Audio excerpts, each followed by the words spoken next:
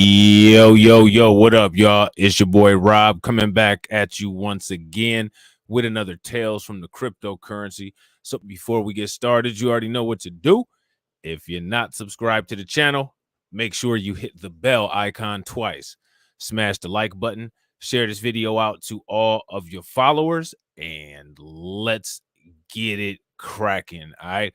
So today we got a couple things to talk about. We got some movement going on in the entire crypto ecosystem. All right. We got some things going on with Ethereum, and we have some things going on with Bitcoin. But one of the most interesting things that's going on are some projections and some predictions that were made about Dodge, and some predictions and projections that were made about Shiba. All right. So we're going to check those out. We're going to look into them. And we're also going to see what Mark Cuban, who is a billionaire, said about Dogecoin, because Dogecoin is a cryptocurrency. And I'm being sarcastic here, but we all know that everybody says that cryptocurrency is a scam. So let's see what a billionaire who is clearly setting himself up for getting scammed is talking about in regards to this cryptocurrency. All right. That's the first article that we got from Decrypt. Dogecoin has more potential applications than Cardano. And this is from Mark Cuban. The billionaire investor shared his view on Cardano's lack of adoption, market caps, and Dogecoin on a recent podcast. All right. And if you're not familiar, he's not the only billionaire who's been talking about cryptocurrency. Now, billionaires, to get their billions, they may have scammed people, but I don't think themselves would involve themselves in anything that would get them scammed. So for all of those naysayers of cryptocurrency, I'd like you to explain the Warren Buffetts, explain the Elon Musks, and explain the Mark Cubans. And real quick, ladies and gentlemen, shout out to my man Bronze the God. What up with it, bro? Good to see you as always. So now here it says Mark Cuban, billionaire, entrepreneur, and star of ABC's Shark Tank, joined the Altcoin Daily podcast for a wide-ranging, hours-long conversation about crypto. And what's fascinating is this billionaire who knows how to make and take money didn't mention one time that cryptocurrency was a scam. It's people who are not billionaires who consistently say that cryptocurrency is a scam. Pay very close attention to that. People who have more money in their current bank account than an entire lineage of a specific person or people's entire lineage who has more money and worth are not saying that it's a scam. But people who their entire life savings is what someone like Mark Cuban or Elon Musk spends on a hotel room are the people saying that cryptocurrency is a scam. Just pay very close attention to that. And then when they say those things, just ask them to explain all of those things that I just said. Cuban mused on the differences between decentralized application platform Cardano and Dogecoin, and which has the most potential. You know, my thoughts on Cardano are the same as they are on Polygon and Ethereum, Cuban said. There's got to be a there and there. Cuban says he looks at the number of transactions on a blockchain, calling it a bellwether of success. I guess the people in Africa are not using Cardano as much as expected because you don't see transactions and you don't see the fees. So now what I want you to also pay very close attention to is pay very close attention to how Mark Cuban is using the cryptocurrency utilization of people in Africa as the guideline. And I got to agree with my man, Emmanuel Carey. Shout out to my man, Emmanuel Carey. Emmanuel Carey says a scam artist is going to join a crypto scam, same as they would a stock market. More Ponzi scheme than scam, but he's being sued for scamming people right now. My thing is, I agree with that. But, you know, just because somebody's getting sued doesn't necessarily mean that they're ultimately guilty. You know what I'm saying? Just because somebody's in court, that only means that there's suspicion. And even if they get found guilty, you got to do a review of the evidence yourself, because they are in a court system where that court system itself is a scam. You know what I'm saying? So I guess the better question would be actually what's not a scam? You know what I'm saying? So now here it says Dallas Mavericks owner turned crypto champion says that while Cardano has had smart contracts for some time, he doesn't see Cardano had much impact. Cuban says that the next great application that everyone uses could be built on Cardano. The door is open for that to happen, but it hasn't happened yet, he says. The podcast host asked Cuban what advice he would give to Cardano co-founder Charles Hoskins if he came on Shark Tank. I would say, where are your revenues? Cuban said, adding just that because it's crypto doesn't mean revenues are an afterthought. And I agree with that. There's this distortion in crypto called market cap, he continued. You have a small float, you get the price to go up enough, and you have a total number available from the treasury at 1 billion.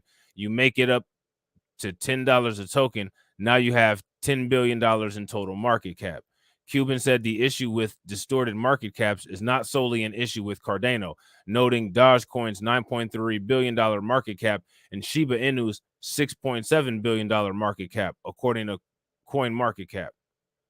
I still think Doge has more applications potentially available to it than Cardano, Cuban said, adding that he believes the opportunity for Cardano is greater, at least until Dogecoin becomes a platform for applications. It's still a business, he said. No matter what you do, what you say, how you position it, or what your market cap is, there has to be some there.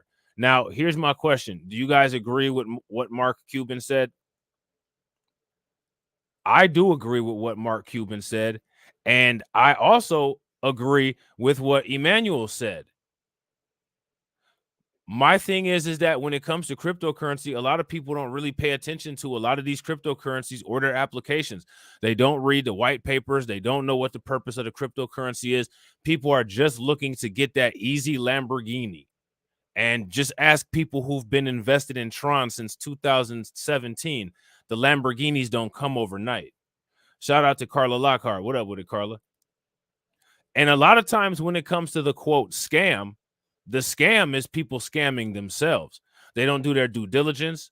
They don't get a full understanding. They don't do enough market research. So there's a lot of different angles when it comes to that. So, like I said, I agree with Emmanuel. You know what I mean? So here's some price analysis for some coins. All right. We see a couple that we're familiar with: Bitcoin, Ethereum, Binance, Ripple, Cardano. What is this? Damn, I can't think of the name. Solana. Yeah, there we go. Dodge. I'm not sure what DOT is. Shiba and AVAX. I don't know what AVAX is. So we'll see. This is from Coin Telegraph. And this is an article from August 15th. So some things may be recent, some things may not. Shout out to my man Carlton Way. Uh-oh, Doge. Uh-oh. Richard. So now here it says Bitcoin and altcoins met selling at key overhead resistance levels, and investors are unsure whether traders will buy the current dip. All right. So I don't know if you guys been paying attention to crypto, but it has dipped kind of significantly since the last live stream that I did. And I bought some in that dip. And I plan on buying some more. I honestly hope it goes down even more. Because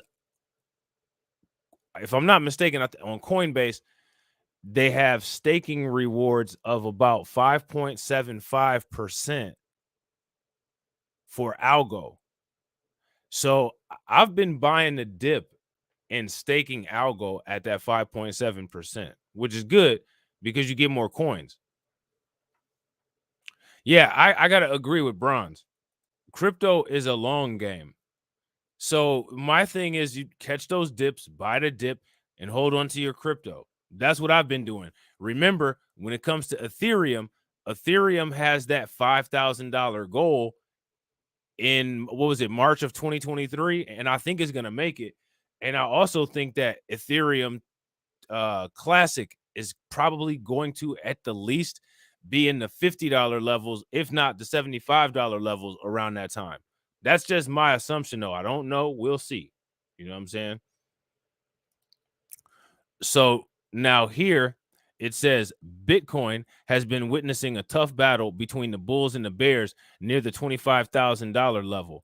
A clear winner may not emerge in the short term due to a lack of catalyst and because there is no major macroeconomic data scheduled for this week in the United States. Data points from Asia or Europe may increase volatility, but they are unlikely to start a new directional move.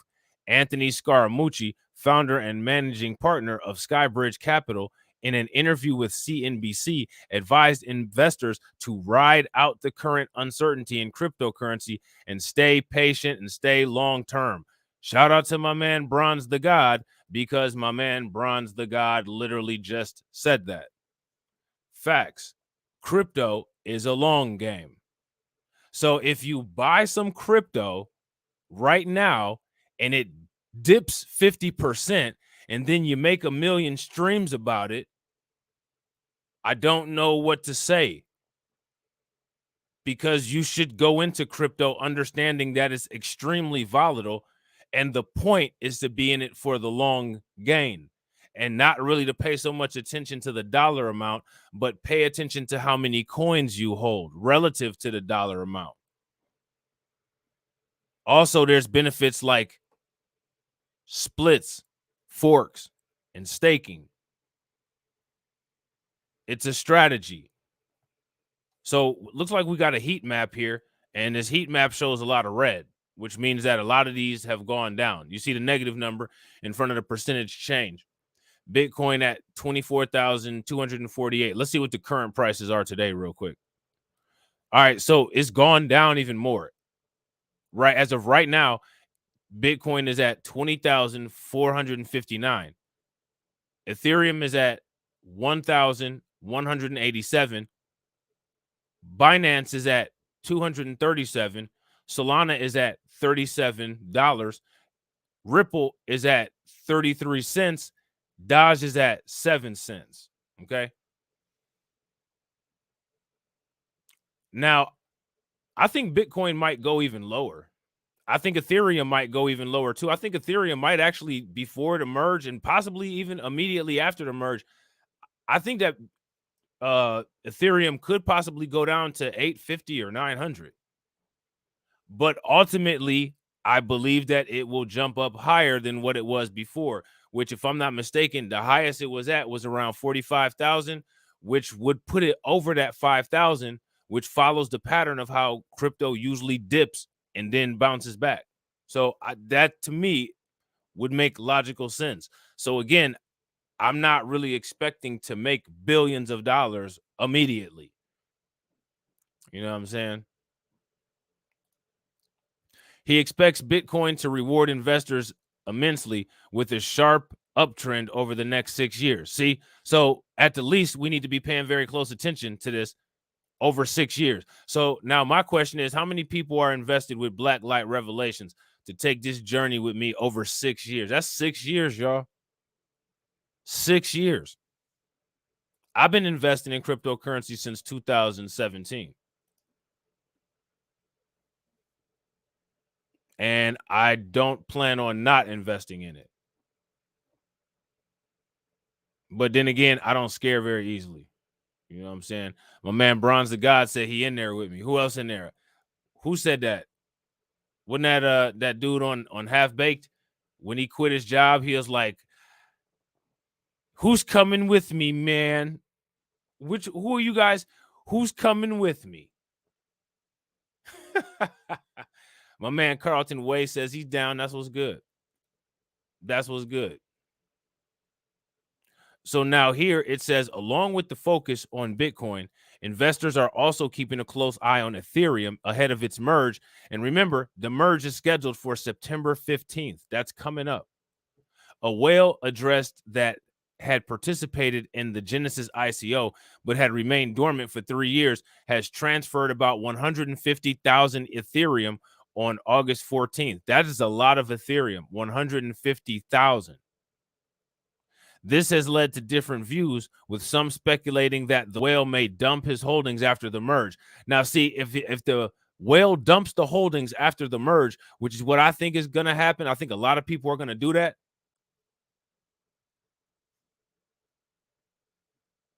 What do you guys think is going to happen to the price of Ethereum? If immediately after the merge, the whale dumps, what's going to happen to the price? How's the price going to change? What can you expect? Let me know in the comment section. So now here it says, but others believe that the transfer may have been done to stake the huge quantity of Ethereum. And I think that makes sense too. Honestly, I think both are a possibility. I honestly think both of those are a possibility. Could buying emerge at lower levels and resume the up move in Bitcoin and the altcoins? Let's study the charts of the top 10 cryptocurrencies to find out. All right, so now here's Bitcoin and US dollar tether. The bulls tried to resume the up move in Bitcoin, but the bears sold aggressively at 25,211 and pulled the price down to the 20-day exponential moving average, which was 23,483, which currently we're below. This resulted in the formation of an outside day candlestick pattern on August 15th. All right, so you guys can see that right here in this graph. The gradually upsloping 20-day EMA and the relative strength index in the positive territory indicate advantage to buyers.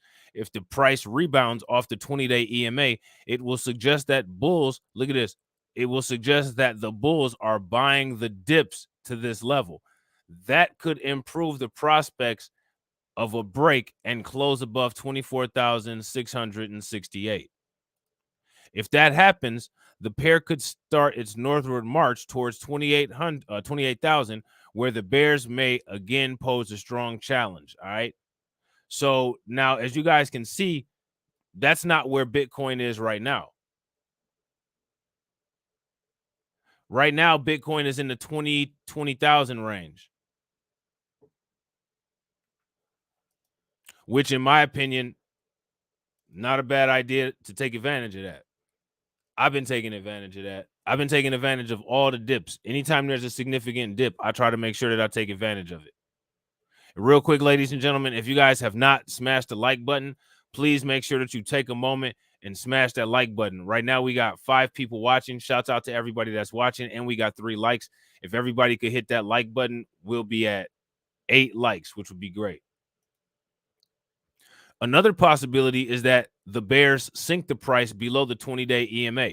If that happens, the pair could drop to the 50-day simple moving average of $22,037 and later to the uptrend line. So now here's Ethereum versus US dollar tether. And you guys got to remember, when they say Ethereum / US dollar tether, that's Ethereum relative to a dollar. Okay. Because US dollar tether is a stable coin that stays at $1 at all times. Ethereum repeatedly rose above the psychological resistance at 2,000 for the past 2 days. But the bulls could not sustain the higher levels. This suggests that bears are posing a stiff challenge at this level. As you guys can see, there's this downtrend with Ethereum, and that downtrend has continued. As you can see, Ethereum is now at $1,187. Ethereum US dollar pair could decline to the breakout level at 1,700. This is an important level to watch because if the bulls flip 1,700 into support, it will increase the likelihood of a break above 2,000. If that happens, the pair could rally to the downtrend line. So we're way below that right now, in my opinion. So, in my opinion, not a bad idea to be buying right now. This is just my opinion. This is what I'm doing. This ain't financial advice. This ain't me telling you go do this. You know how that goes. Got to get that disclosure. You know what I'm saying? But we're looking at these numbers. We're looking at this analysis. We're seeing this stuff play out, and we're comparing these prices to where they expected these things to be. Because remember, this is an article from August 15th. Okay. Now, I would have liked to do this stream on August 15th, but there's only so many hours in a day. My man Carlton says, uh-oh, tether. I know, right? They be talking about I'm doing xenophobic speech. You know what I'm saying? The upsloping 20-day EMA of 1,756 and the RSI in the positive territory indicate that the bulls are in control. To invalidate this bullish view, bears will have to sink and sustain the price below the 20-day EMA, which it already is. That could sink the pair to the 50-day SMA of $1,465, which again is where we're below that right now. Binance versus US dollar tether. Binance's up move hit a hurdle at the overhead resistance of 338. The bears will now try to sink the price to the immediate support at the 20-day EMA of 306. And as you guys know, Binance coin $237 right now. You know what I'm saying?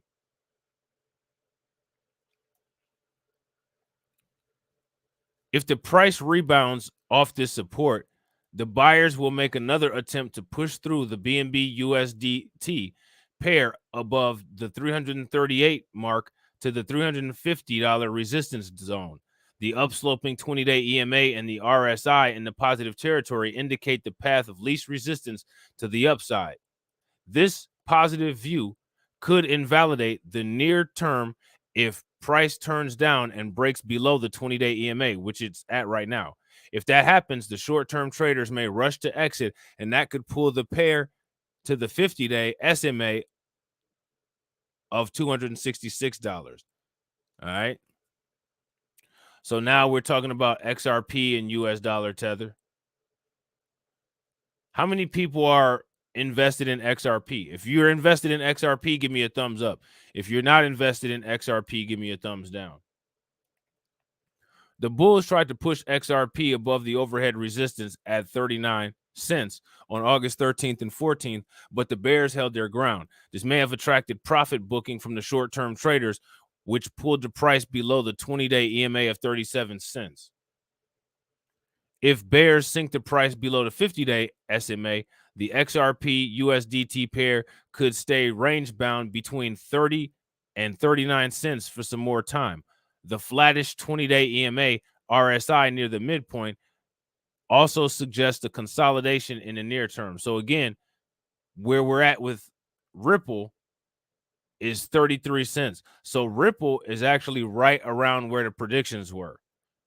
The most accurate analysis that they've had so far is Ripple.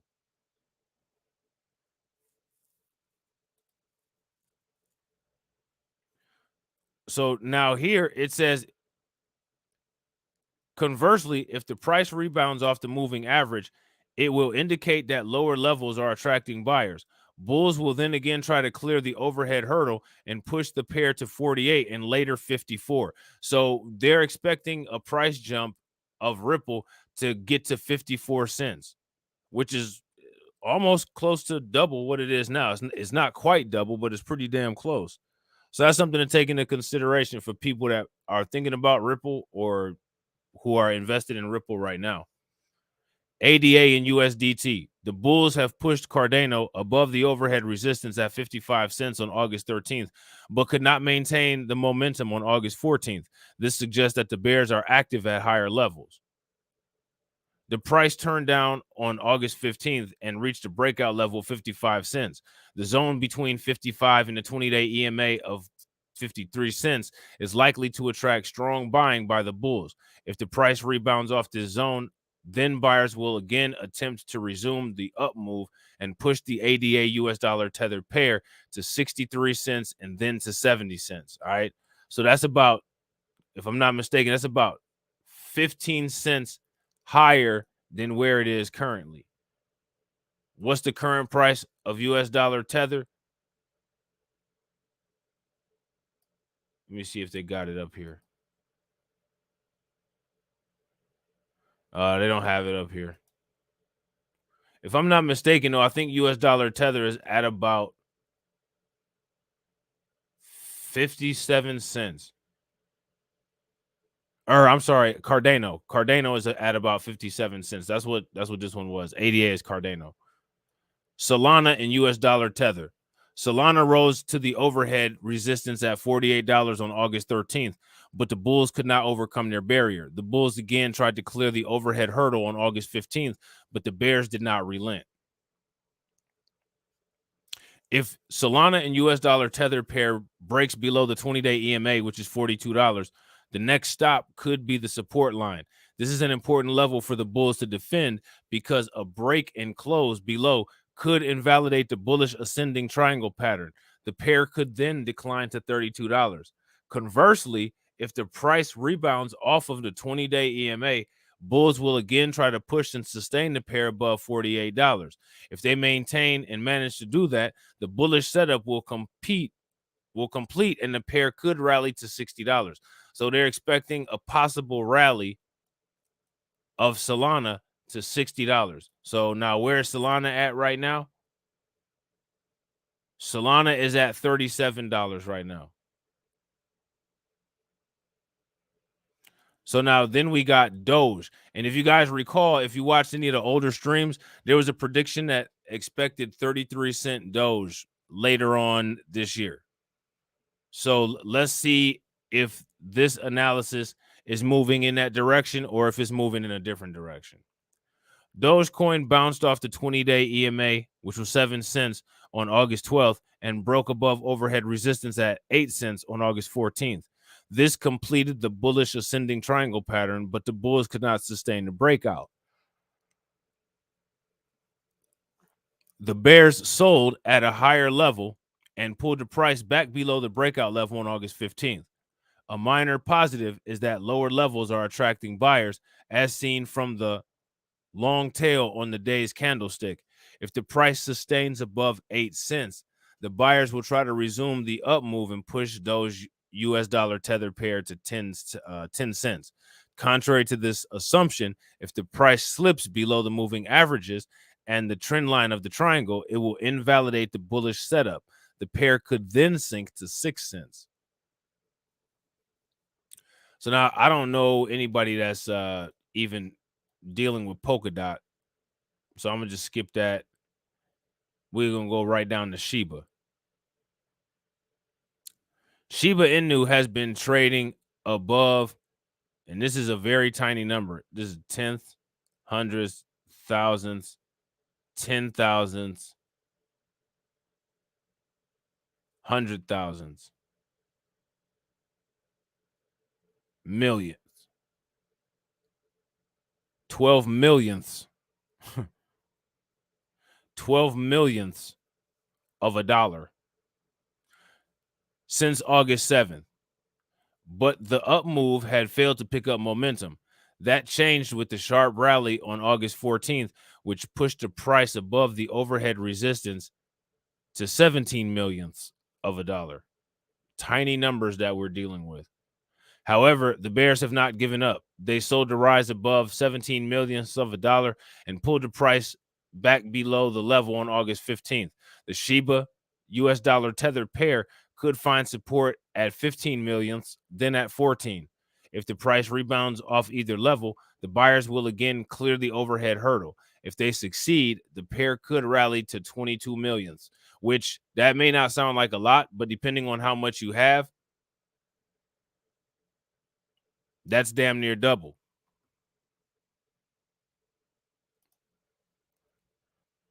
So I think that's good enough for that article because I don't think too many people are dealing with AVAX and I don't think too many people are dealing with Polkadot. But it's always good to pay attention to all these charts if you can, just so you can understand them. Just so that you can understand how to read them. How you can look at patterns and assess the markets on your own. That's an important skill to have. And it's not very hard to pick up, especially after you just pay attention and start to understand, recognize different patterns, recognize different averages, recognize what to look for. And then you can apply those skills to other financial markets too. Shiba Inu is still set to pop 30% in August. This is what this assumption says. This is an article from FX Street. Okay. And as you guys can see, this is coming in on August 14th of 2022. Again, like, this is an old article. But as you guys can see, everything has been pretty consistent. Shiba Inu is facing upside resistance from the high of last week. Shiba price undergoes a bullish squeeze as higher lows are set to the scene to break the double top. Expect once the double top breaks to see Shiba rally towards 17 millionths in a due breakout. All right. That's what to expect with Shiba.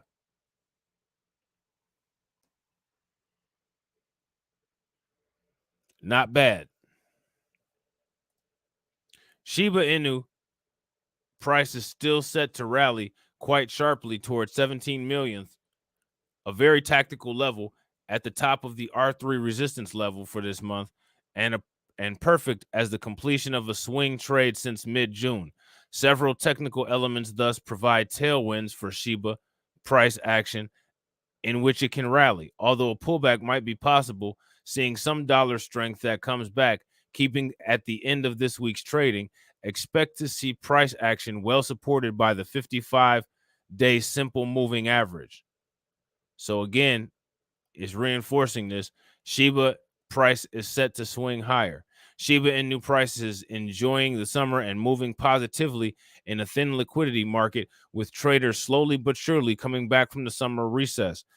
SHIB price tying up again with gains and looking to set to close out August with a gain after July had already printed solid numbers. On the horizon, a few elements to be aware of as the dollar strength persisted and did not see any follow through of its weakness this week. And some tail risks are getting inflated again as traders pick up from where they left off. Shiba's price first needs to break the double top around 12 millionth, with preferably a weekly close above that. So a weekly close above 12 millionths. Once that is settled, it is a straight line towards 17 millionths, with in between all three the monthly resistances in the way. As those are close to one another, they can be ignored. Rather confirm the breakout than try to use them as entry levels, seeing they are too close to one another. The risk to the downside is plain and simple. Another rejection against the double top at 12 millionths, which could trigger quite the fade to the downside. Bulls would get pushed against the monthly pivot and the 55-day SMA, mounting pressure on it. Should that level give way, a quick paring back of gains would happen to 5 millionths and coincide with 55% of losses. So it could bottom out at 5 millionths, which if it in this current cycle, if it bottoms out at 5 millionths, I'm looking for those low prices so that I can buy the low prices. That's hilarious. My man Bron said, if Shiba hits $1, I ain't even letting my job know what happens. I'll just stop going immediately. Nah, I feel that. I'm not mad at that. I'm not mad at that at all. Shit, that'd be nice. That's funny as hell. So this article here, this next article, is an article from Coinbase, and it's talking about the economy and the economy's impact on the crypto markets, which is important because we talk about the economy elsewhere, but this article is specific to how the economy influences the crypto markets, because it does.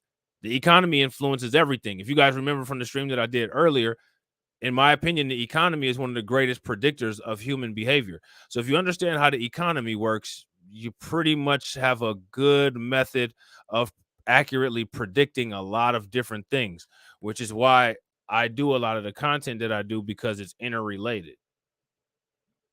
if that makes any sense.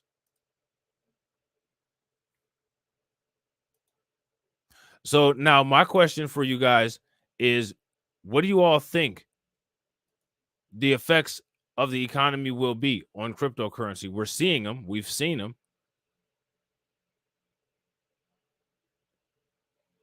What are they? And real quick, ladies and gentlemen, if you guys haven't smashed that like button, take a moment, make sure that you smash the like button. Also, if you're not subscribed to the channel, go ahead and hit that bell. And please help spread the word by sharing the channel out. Now, this is an older article as well. This is an article from August 10th. U.S. inflation slows, which we've talked about. It hasn't slowed significantly, but it's slowed. Crypto markets accelerated. So if you guys recall, last week, crypto was in the green for a lot of last week. It was doing real well, significantly in the green too, like double-digit percentage increases. Not so much anymore. Bitcoin jumped sharply on the CPI news before moderating. Bitcoin's price climbed 4% in the hours immediately after Wednesday morning's release of the Consumer Price Index before slowing later in the day. Consumer Price Index is a measure of inflation in the U.S. that accounts for the price of a weighted average market basket of goods and services purchased by household. What else? So the CPI, the Consumer Price Index, is a measure of inflation. This is what we've been talking about. See? And now look, it comes up over here. Remember when we talked about the Consumer Price Index before? We were talking about the Consumer Price Index in Britain. The Consumer Price Index, aka the inflation in Britain, is at a 40-year high. As of right now, it's at 10.1%, which is absurd. That's a lot. Changes in the CPI track, changes in price over time. In July, the CPI increased 8.5%. Still high, but lower than the 8.7 rate that most analysts had predicted, and an improvement on June's 9.1% inflation rate. So do you guys recall me saying that in a stream? The Biden administration is trying to make it look as if things are getting better. But how can we say that they're getting better when it decreased? But what it decreased from was a 40-year high. That's why it's important to understand all of these things. And that's why it's important to understand and know the numbers yourself. Here it is right here. Look, the June reading represented a 4-decade high here in the United States. A 4-decade high is a 40-year high. That's what I just said.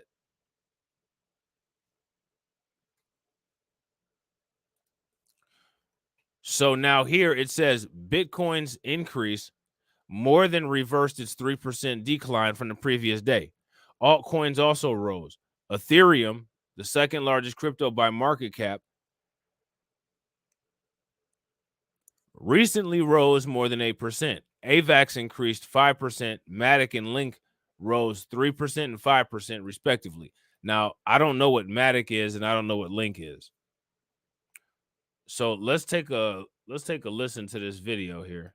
Today is another inflation day, and this time, don't worry, the economists still got it wrong, but in a nicely novel change, the news is better than expected rather than worse.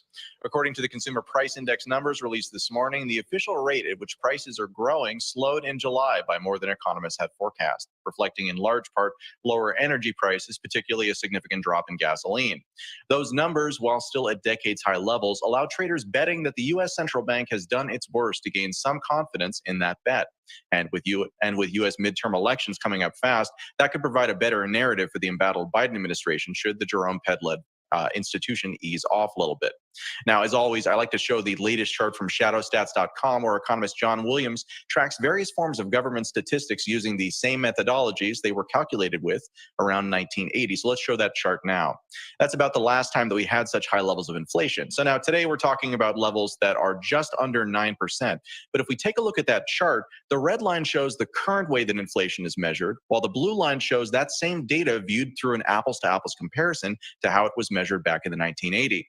As you can see there, even with today's new data coming in lower, the rate of we're still at historically high levels, with the rate above 15%, were it not for those methodology changes. Can't talk at all today. So this is good news, but looking at this chart, you'll also note that we've actually seen dips like this before. So it will take more than one report to really get some confidence that inflation is in fact on its way down.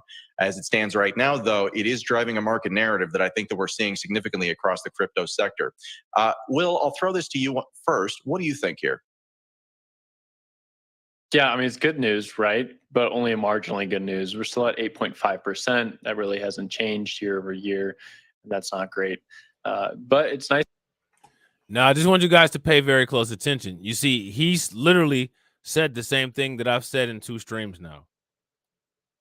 So the reason why I want to reinforce this is because these large organizations, these large scale media places, they're literally giving the same analysis that I'm giving. So what that basically means is that this is exactly what I'm talking about people coming to quote your media. There's nothing different about what they're doing that makes it significantly better or superior quality analysis to what I'm telling you guys. When it comes to any of this kind of stuff, when it comes to commodities, when it comes to news, when it comes to commentary, when it comes to politics, when it comes to any of it. Why am I saying that? I'm saying that because it's you guys, it's us who give our media validation.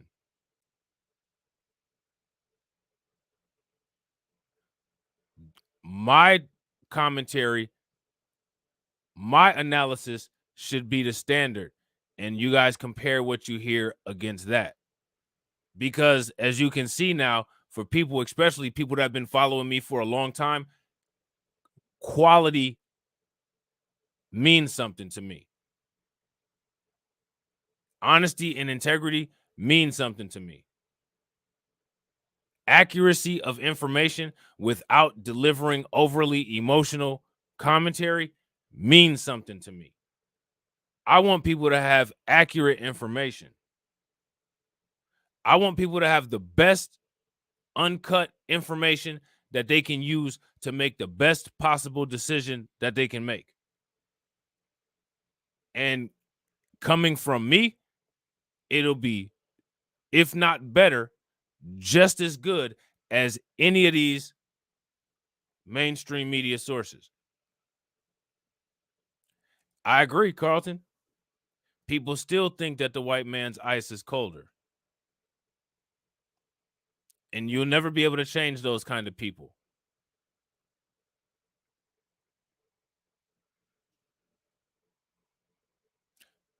You'll never be able to change those kind of people. But even in not being able to change those kind of people, when your media is accurate to the point where it rivals the accuracy of what that media is giving, they have to acknowledge it. Because then you're going to start having white subscribers because of your accuracy of information. And then they'll be telling those people who say the white man's ice is colder, well, you know, I listened to Tales from the Cryptocurrency and I made some good decisions based on Tales from the Cryptocurrency. Then they'll be looking at you looking stupid, which is how they should be looking because they're acting stupid. Shout out to Abby over on Twitch. If you guys are not subscribed over on Twitch, all you got to do is just hit the channel section and hit the about section. Follow me on Twitch. Also, make sure that you guys are subscribed to my backup channels. It's real easy. And if you haven't smashed the like button, make sure you hit that like button and hit that bell too. Throw this to you first. What do you think here? Yeah, I mean, it's good news, right? But only marginally good news. We're still at 8.5%. That really hasn't changed year over year. That's not great.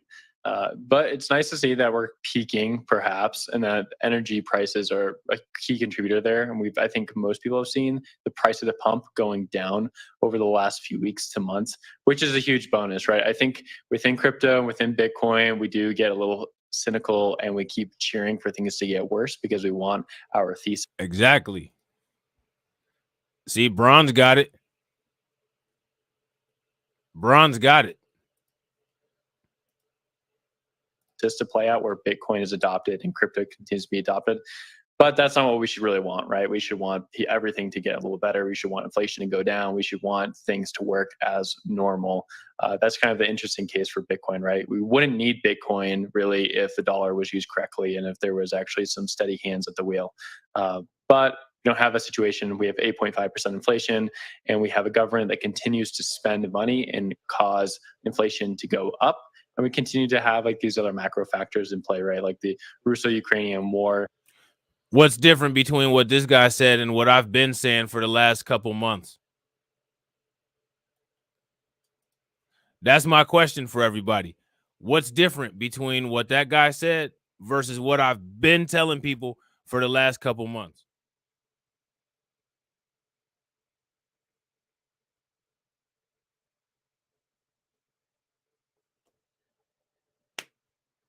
That's why I tell people, binge watch my videos. Binge watch them. Because the stuff that you're seeing right now, if you watch my old content is still new for most people.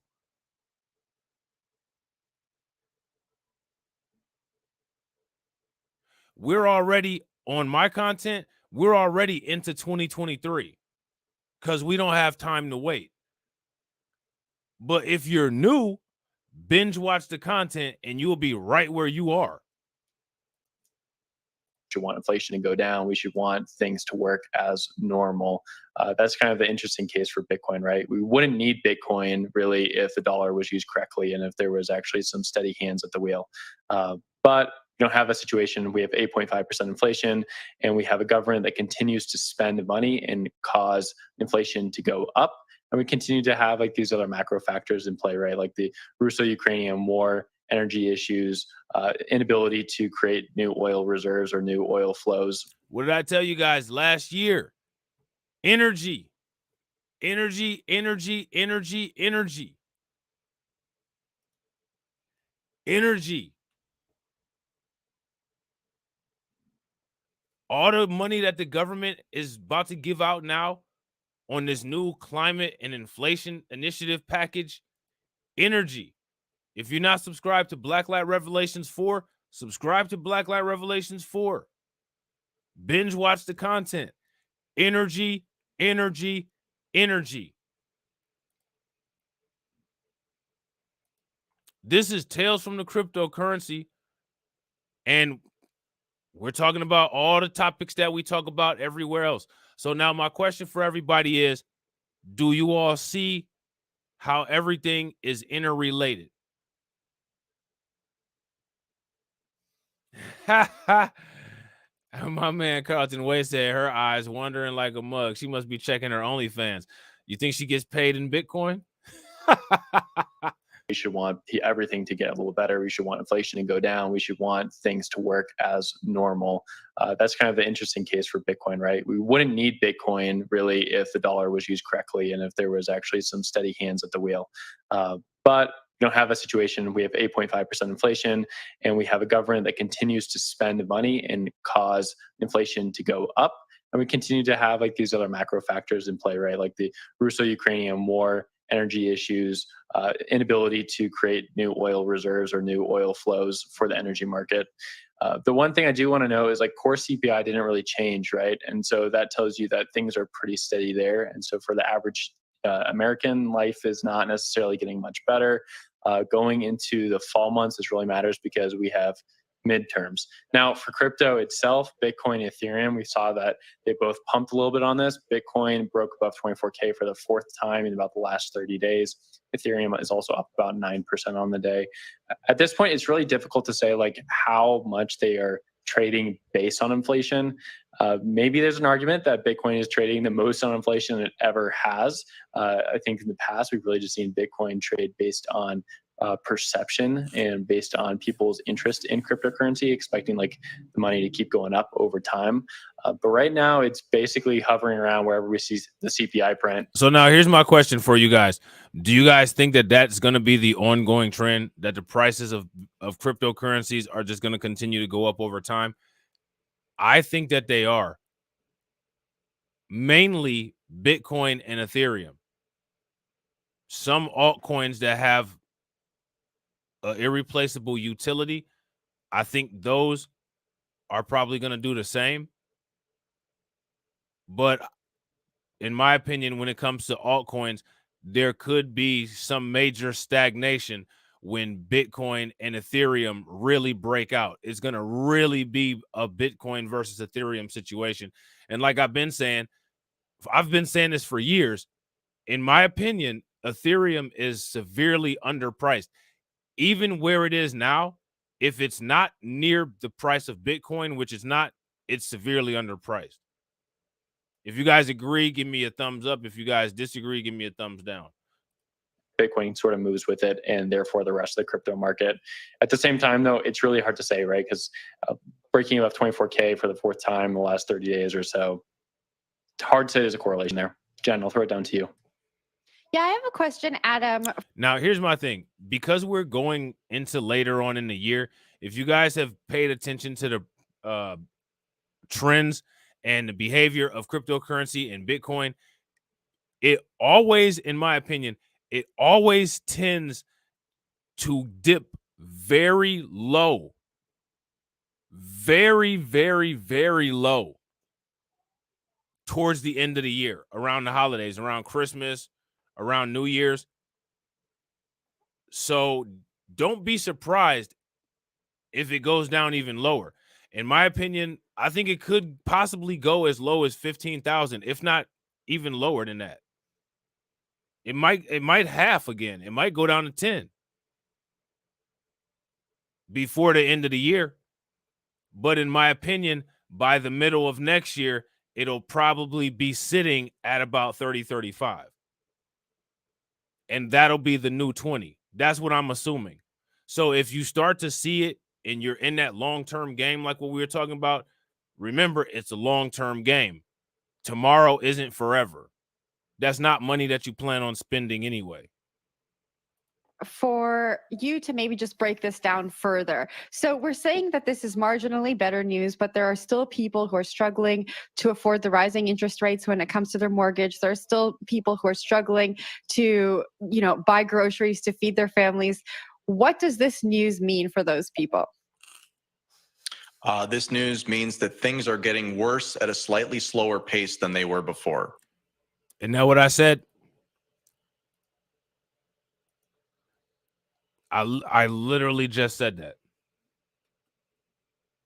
So again, the reason why I paused the video, the reason why I paused the stream and sit there and check and verify and ask, have you guys have heard this before, right? I've said this before, is like I said, people want to have a media. The people who validate and make the media valid are the people who watch it and get the meaningful information from it.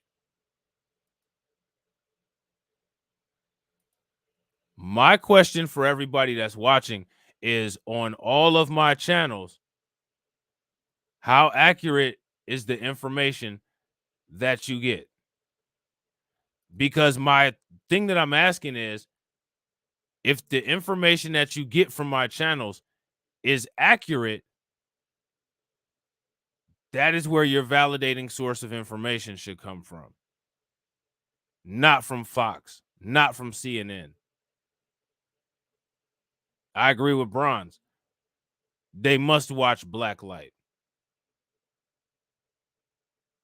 Or either they know the same thing that I know, that the world is correct. When you understand that the world is correct and you actually tell the truth about topics, it's not going to matter who's telling it, because it's like you're reading a book. You're just simply dictating what's happening. It's just that simple. So real quick, ladies and gentlemen, if you guys haven't smashed that like button, please make sure you take a moment to smash that like button. If you're not subscribed to the channel, go ahead and make sure that you subscribe to the channel, and make sure you guys check out the older live streams when they come up in your home window. When you're talking about consumer price index numbers, I mean, seriously, you're talking about the rate at which prices are increasing. So we're not talking about and really, that's what we're talking about here. We're talking about the rate at which they're growing. So this is a slight improvement in that things didn't get worse. Like, things are getting worse, but they're not getting worse faster than they were last month, which has been the case for the last 18 months. This are actually 16 months. This broke a 16-month month-over-month growth cycle in all of that. So it's not a thing that's going to help anybody, but as sort of a comma in the moment that we're in right now, right? Where people are really looking at what the Federal Reserve is going to do.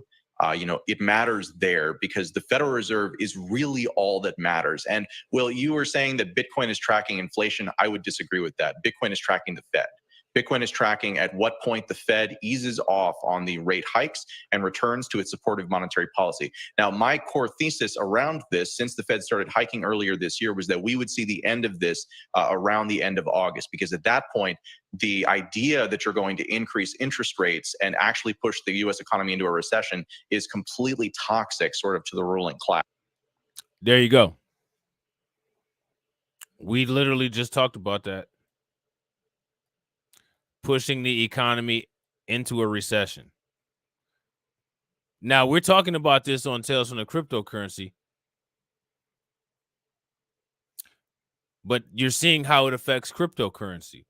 But these are the same things. You see, we're talking about monetary policy.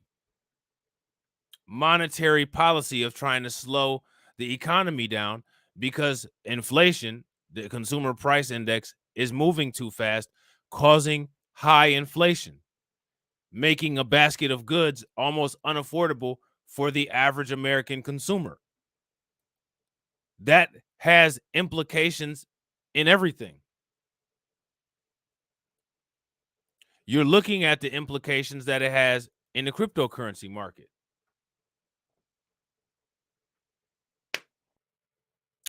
All my live streams are going to start to sound the same. You know what I'm saying? How do you say the same thing different ways? You can say the same thing different ways by applying the rules to every situation that they make contact with. This is economic rule. This is how it makes contact with cryptocurrency. Monetary policy. Now, my core thesis around this, since the Fed started hiking earlier this year, was that we would see the end of this around the end of August, because at that point, the idea that you're going to increase interest rates and actually push the U.S. economy into a recession is completely toxic, sort of, to the ruling class. So there's a big kind of political angle that comes into play here that is hard to deny. So I think that this report is actually the best possible thing that Jerome Powell could have possibly hoped for, because it allows him to have a plausible reason to say, okay, it's working. We can do less of this, even though really the reasons why they'll do less of it, this is not going to tame inflation. But the excuse gives them the pretense to then pay attention to the political considerations that I think really are the ones that trump most everything else here. So, aren't I cheery this morning? Yeah, I was going to say, Adam, every very. time you come on the show, it's just the most cheery start. The cheeriest start to our days. Well, to be fair, I think Adam always lands on the inflation conversation, right? I feel like consistently when you're on, it's like the CPI print comes out that week. Yeah, I don't know how it's happening. Well, let me say one other thing about your comment. So you were saying that, that a lot of people in Bitcoin kind of cheer this type of thing. And certainly I come off at that. This is not cheering for the destruction. This is cheering for the inability to hide the destruction of the money that has been occurring for basically all of our lives on this show here, which has typically been easy to hide, relatively speaking, but is now increasingly difficult to hide. So what I love and what makes me very happy is when reality cannot be masked. And this is not. See that? That's what's important. When reality cannot be masked. That's what's important for everything. Same thing I try to tell you guys.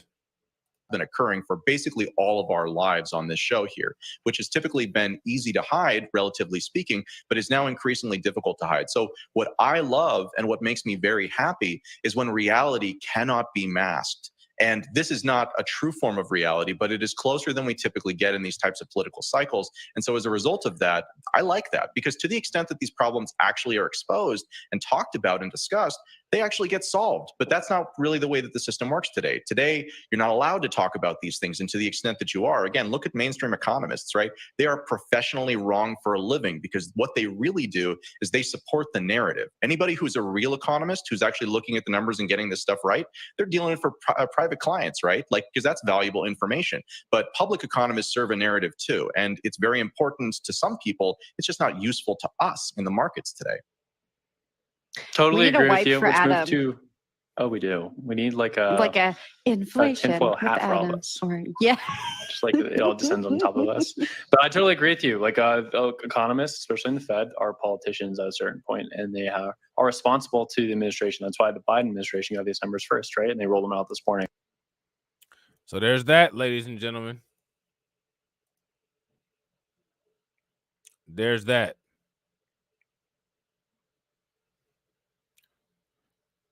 Traditional markets jumped on the CPI news, with the Dow Jones Industrial Average, S&P 500, and tech-heavy NASDAQ increasing 1.2%, 2.1%, and 2.9% respectively.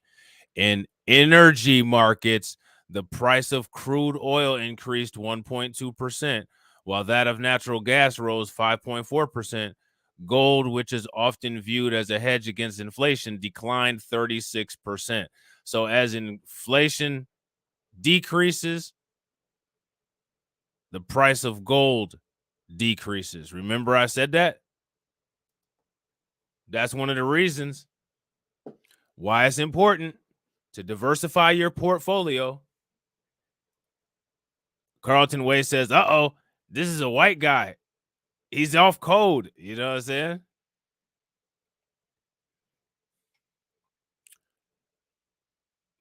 Here's the question, though. It's safe to be off code when you know not many people are listening. You know what I'm saying? And most people are aware that most people aren't really interested in these topics. You know what I'm saying? Most people aren't interested in these topics. People are interested in getting easy money. They're not interested in being scared. You know what I'm saying? They're not interested in that. They're not interested in taking risks. They're interested in comfort. And when you're interested in comfort, you get what you're given.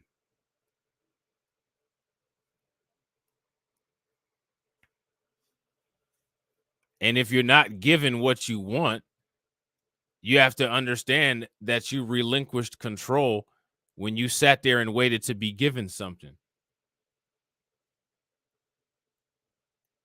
So you know what comes next. You got to ask yourself the question, is the world correct? And of course it is. If you're not paving the way for your own destiny, then you're going to go where you're sent. And that's just how it is.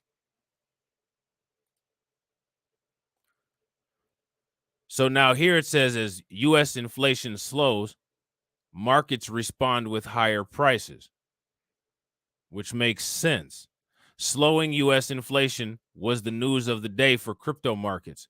Bitcoin's hourly chart showed an immediate reaction to the latest consumer price index, soaring past 24,000, the upper part of a range that it had occupied for much of the past 2 weeks as investors savored some rare favorable news about inflation.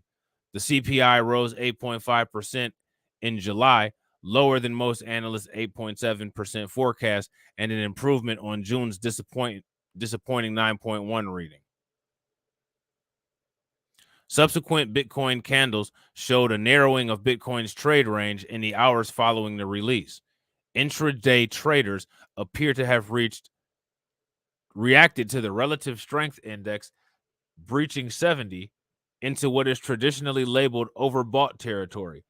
Overbought implies that the magnitude of change in an asset has taken it past its fair market value, making it a candidate to be sold. Intraday traders of an asset generally hold assets for less than 24 hours. An overbought reading on an hourly chart would signal an intraday trader to enter an exit position, despite RSI not indicating the same. The CPI will strongly affect decisions by the Federal Reserve's Federal Open Market Committee, which sets monetary policy and will meet in September. So now there's a lot going on in September. The Ethereum merge is supposed to happen in September too. So we could be seeing a lot of major price activity in September. So now here it says the unexpectedly favorable CPI, and don't get it twisted. That's not a favorable CPI. That's not a favorable CPI at all, in the least bit.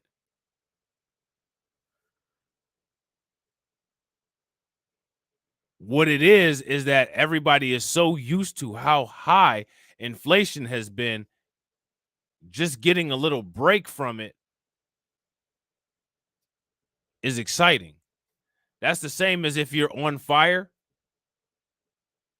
and you happen to catch a breeze. Okay, the fire is still going, but you got a little bit of a break, but it's still burning. That's the situation that we got with the economy. Tuesday's market wrap showed target rate possibilities prior to the CPI shifting from that day's 68% chance of a 75 basis point increase to 38%. Bitcoin spot price is approaching an area of high options activity. Bitcoin options actively are showing signs of bullish sentiment. Call open interest exceeds put open interest, resulting in a call put ratio of 1.85. A call represents the right, but not the obligation, to purchase an asset at a specific price, while a put option represents the right, but not the obligation, to sell an asset at a specified price. Okay?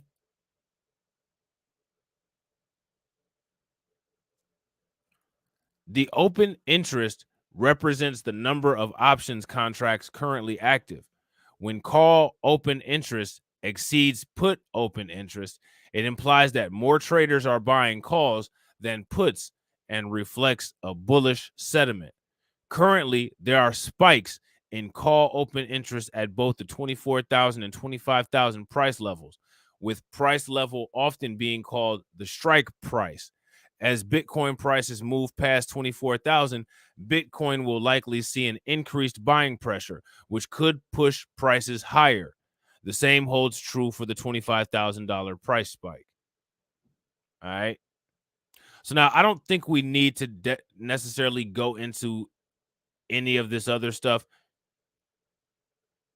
because this other stuff is really highly technical, and we've already talked about the other issues as far as the economy, consumer price index, and all of that on the other channels.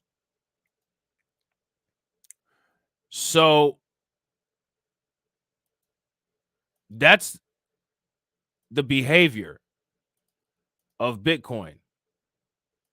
Now, we all know that there's an energy crisis, right? My question for you guys is, why is there an energy crisis? What's going on?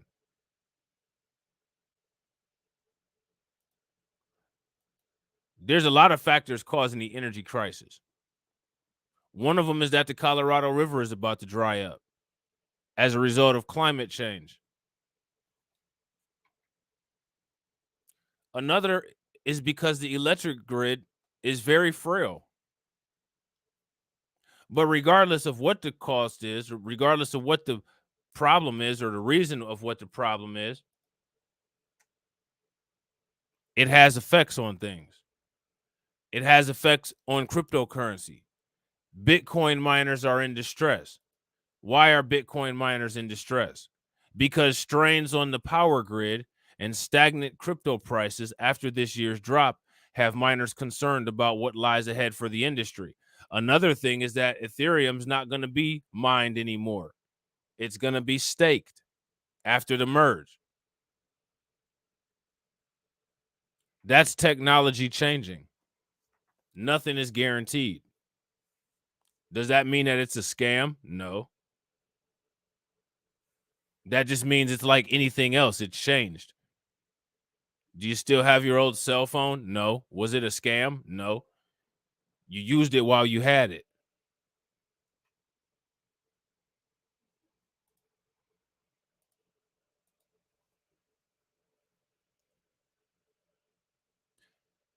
Strains on the power grid.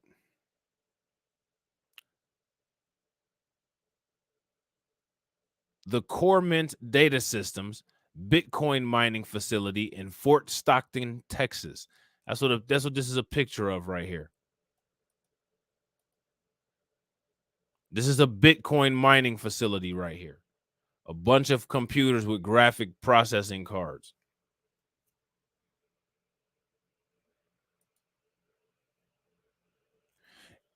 In late spring of 2021, China banned all of Bitcoin mining as part of a crackdown on crypto in the country. In response, many Chinese miners packed up their bags and headed to Texas. Immigration.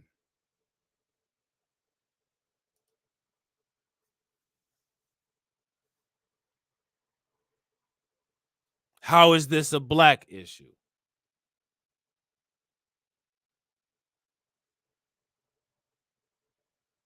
How is anything a black issue?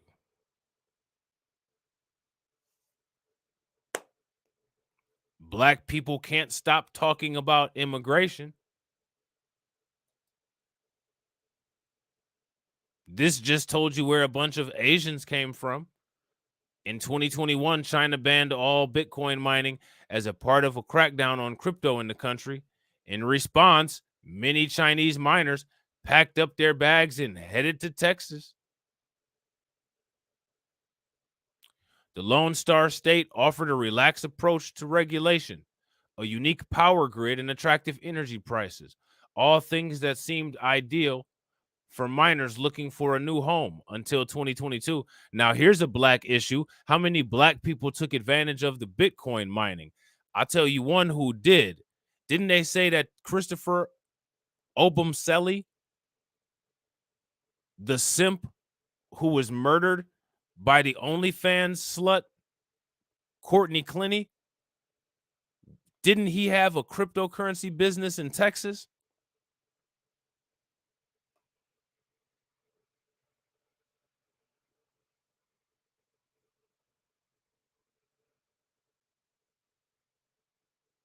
If people turn their heads from issues long enough, they're going to turn their heads right off of their necks, and it's going to fall right on the floor on their face while their body's still standing up.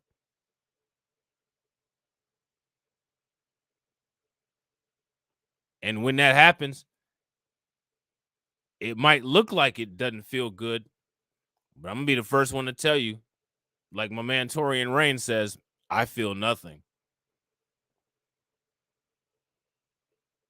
Because people have been warned. The situation in Texas is complicated, to say the least.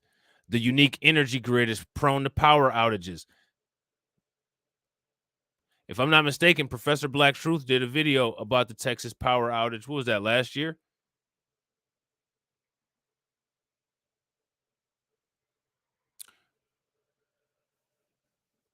They're offering people discounts to not use as much power now. I'm way behind on my content on Blacklight Revelations 4, but as soon as I get a chance to bust out a stream on Blacklight Revelations 4, you'll see all the stuff that's been going on. that people haven't been talking about, because why talk about it?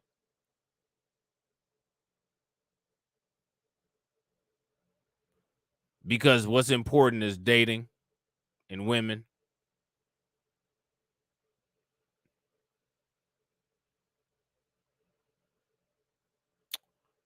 People will see.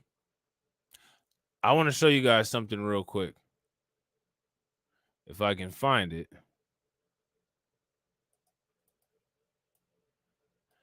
We're going to eventually be checking out this article right here.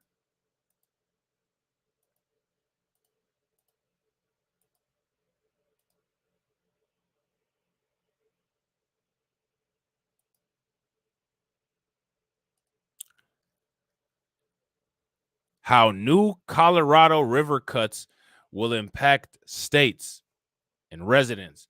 Why are they cutting the use of the Colorado River? Oh, that's why.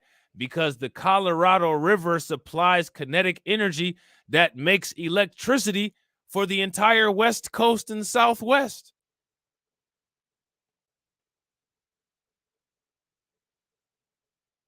I mean, how is that a black issue? I don't know. Maybe it's the same electricity that plugs into the cell phone that you plan on typing a lukewarm comment. Like, how's that a black issue with?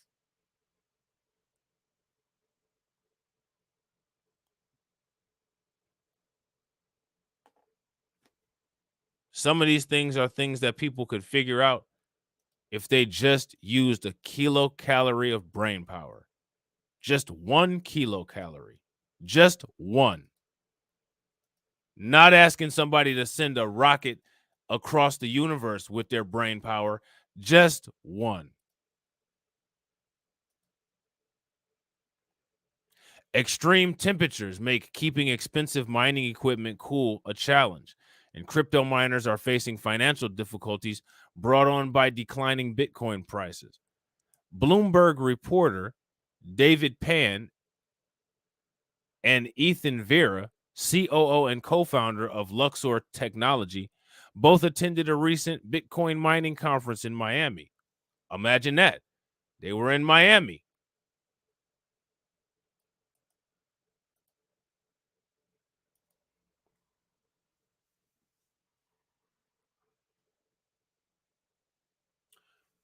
My man Carlton Way says, when the lights go off on the West Coast, the freaks will come out. Well, you know what they say. The freaks come out at night. Crime will be off the chain. And you'll hear all about it, especially if you're subscribed to my channel called Crimecast.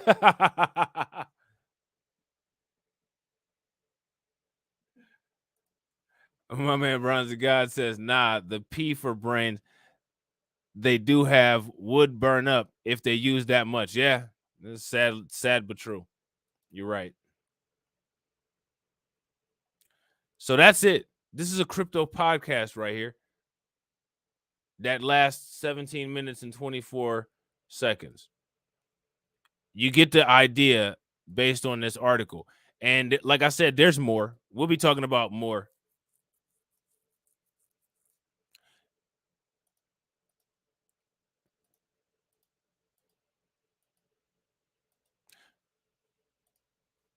Ethereum slumps 5% as merge surge falters. We figured that would happen. The merge surge was because there was an expected date. Now that hysteria is over with, nobody cares again. It's not difficult to figure these things out.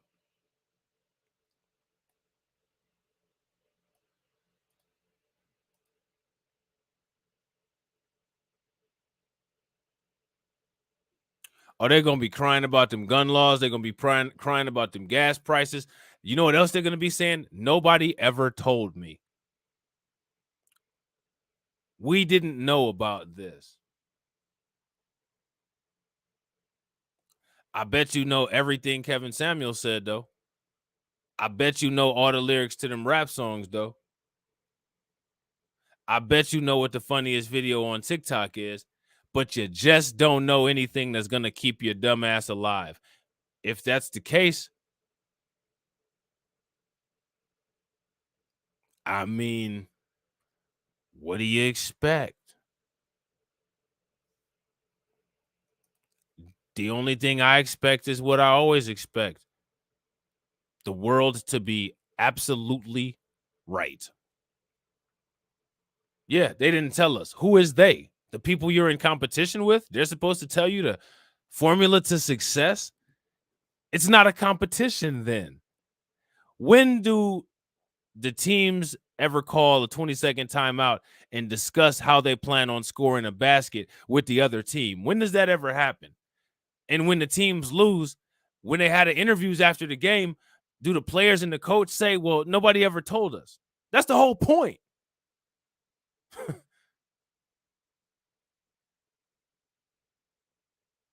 That's the whole point.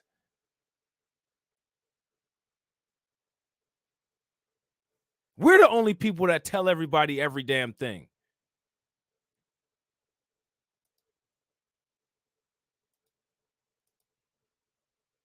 That's the point.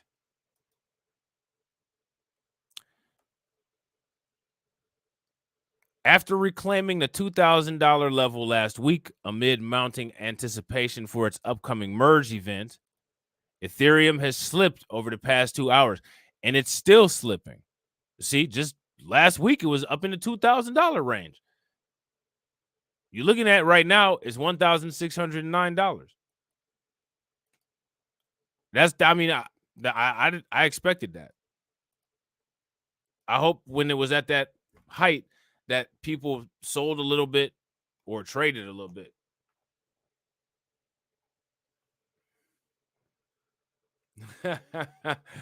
Bron says, shit, they better listen to some of them rap songs and pick up that with that Nina. Yeah, facts. So they better listen to Nas. You know what I'm saying? Ethereum has slipped by 5% in the last 24 hours and is currently trading around $1,900, according to data from CoinMarketCap. The latest price action comes just 48 hours after Ethereum, the industry's second largest cryptocurrency by market capitalization, topped $2,000 for the first time since May. Now, you know how I just said people will be like, well, they didn't tell us? That's a damn lie, because somebody told you that this shit was a scam. Somebody told you that this shit wasn't a black issue. Somebody said that. So somebody told you something.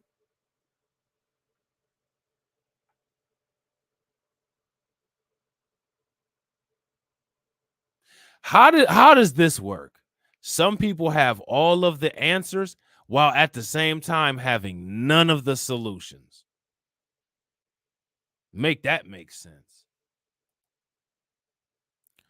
So now here it says Ethereum managed to stay close to that mark over the weekend, hitting $2,022 on Sunday before today's sharp price decline. Despite a significant drop over the past 24 hours, Ethereum is still up over 7% in the past week, making it the best performing coin of the week among the 10 largest cryptocurrencies over that time span. Ethereum gained traction over the past few weeks in anticipation of the merge, an event that will see the network move from its current energy-intensive proof of work consensus to proof of stake. Last week, the network's third testnet successfully shifted to proof of stake, prompting a 14% surge in the token's price. It also meant that the final dress rehearsal before Ethereum's network shift on POW is now complete, and the merge is entering the final stretch of preparatory work. The upgrade, which is expected to go live in about a month's time, will address Ethereum's network scalability issues while also lowering the transaction costs. Originally, it was expected that the merge event would take place around September 19th.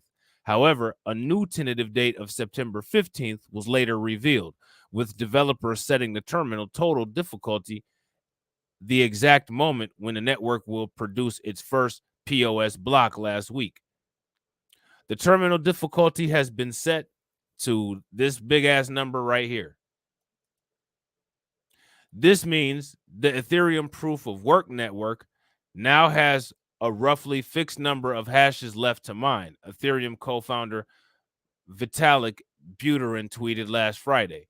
He added that Bordell.wtf, a website that was set to track the time frame for the approaching merge, predicts that the transition will happen around September 15th, although the exact date may vary as it depends on the network's hash rate.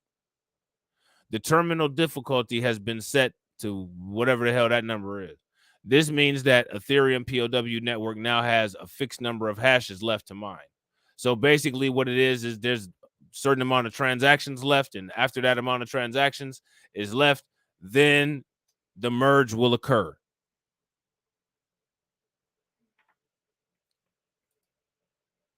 Elsewhere in the market, Bitcoin, the world's largest cryptocurrency by market cap, hit the $25,000 mark on Sunday, a level that hasn't been seen since mid-June. However, it too has slipped over the past day and is currently down 2.4%, trading at around $24,100 at the time of this writing. And remember, this article came out on August 15th. Today's date is August 21st. So we're 6 days behind in this content. And as of right now, what you can see here is that Bitcoin current price is $21,453. Okay. So there's been many governments that are talking about converting their money to digital currency. Australia is one of them.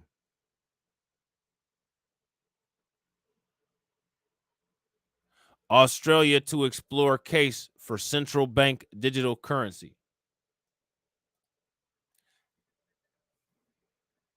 What do you guys think about that?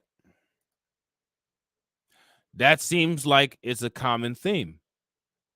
A lot of countries are now exploring the case for digital currencies. Here's my question. Why? How would this benefit Australia? How would this benefit Australian people? That's the question. Who's got answers?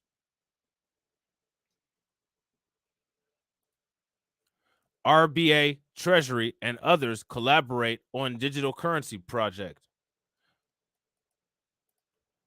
RBA joins other central banks in reviewing the case for a CBDC, which is a central bank digital currency. See? Central bank digital currency.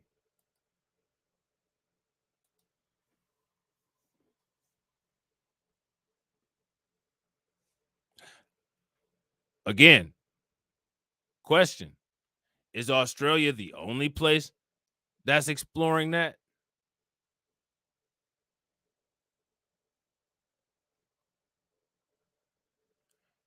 Why is Australia exploring that? This is an article from August 8th. Australia's top economic agencies are collaborating on a project to review the case for a central bank digital currency in the country. Now, here's my question for you guys. If these other countries are exploring this as an opportunity, do you guys think that the United States is as well?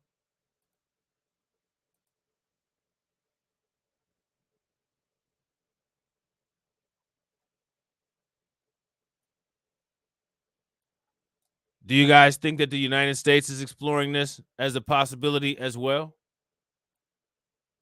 If you guys do, let me know. Or if you guys think that the United States is just going to continue to stay the way that it is.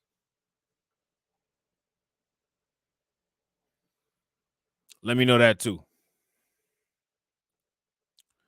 The Reserve Bank of Australia, Treasury, and others will oversee the research effort designed to explore the potential economic benefits of introducing such a currency in Australia, the RBA said in a statement on Tuesday.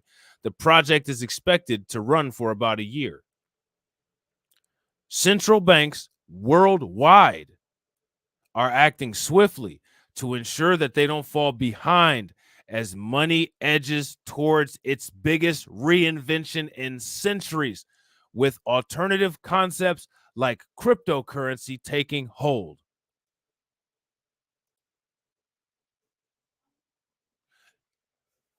This is an article from Bloomberg. If Bloomberg wrote an article about this, you got to ask yourself the question, how can people say they were never told?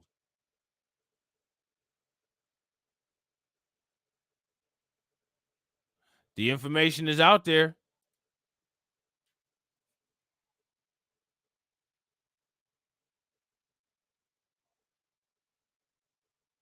People choose what they want to hear, and people choose what's important to them. And when people find out that what they thought was important to them isn't useful, that's when you get the, well, I wasn't told. You are being told. You're being told right now.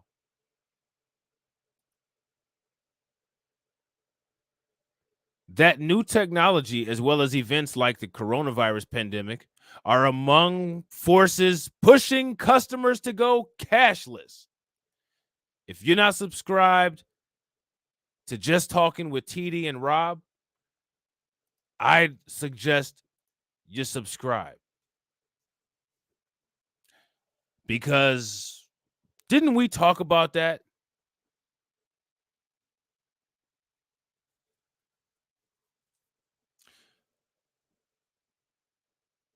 If I'm not mistaken, TD specifically talked about that specifically.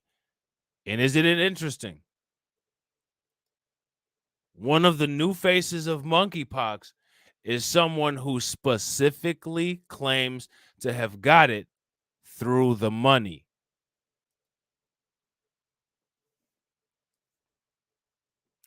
Or am I just making all this up?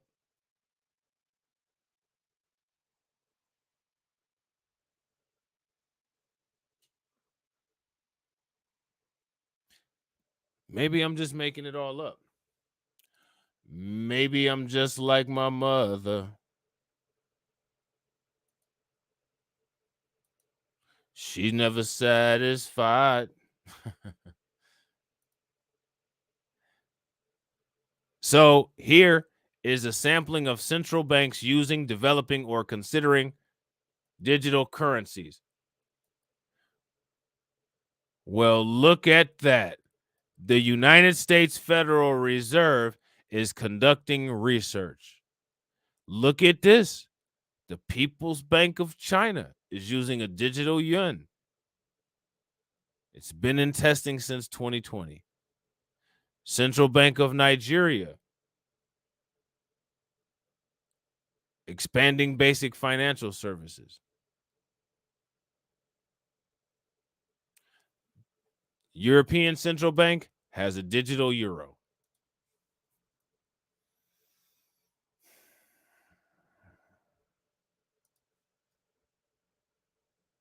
A paper will be published in the next few months that will explain the objectives and approach of the project in more detail, the RBA said. Deputy Governor Michelle Bullock said the work is an important next step in our research on the CBDC.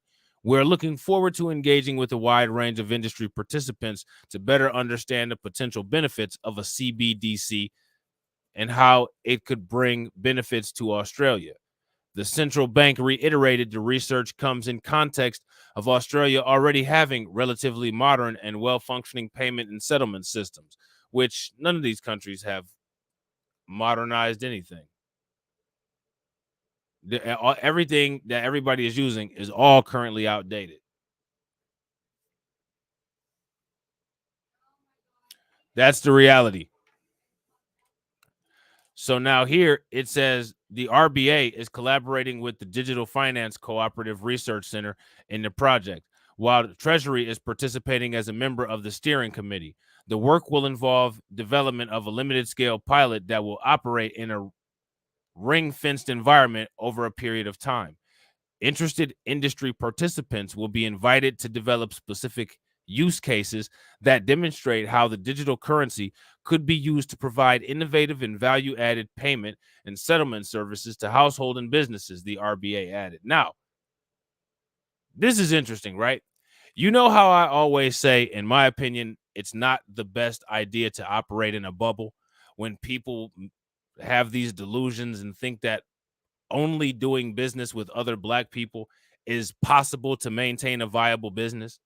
And I'm like, it sounds good in theory, not viable in real life, which is one of the reasons why we have a global economy, because that's just not possible. But for some reason, the people that have degrees from state penitentiaries think that what they think and say matters.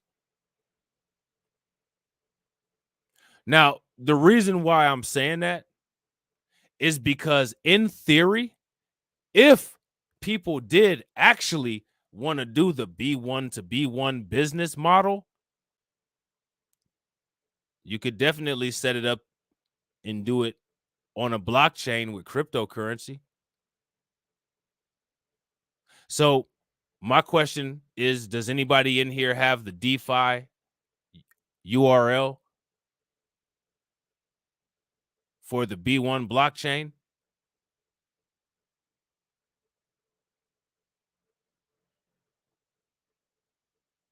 Because that's how that could work. Decentralized, your own token. Kind of hard to set that up and do that when there's not very many people interested in computer programming. And because of the intelligence issues, people that don't understand this stuff calling it a scam. That's 2 strikes. I guess the racial wealth gap would be a third.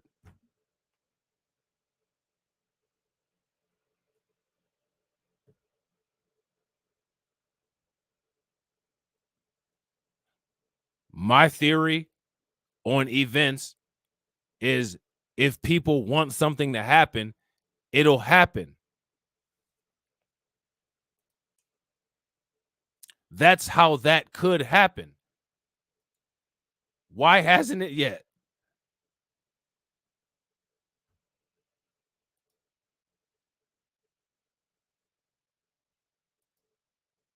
That's my question. When people want something to happen, it happens. So why hasn't that happened?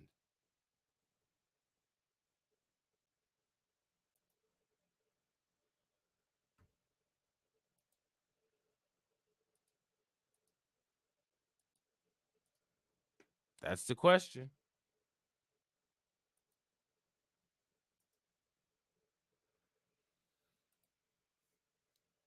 Will the merge turn Ethereum into a security? Who knows?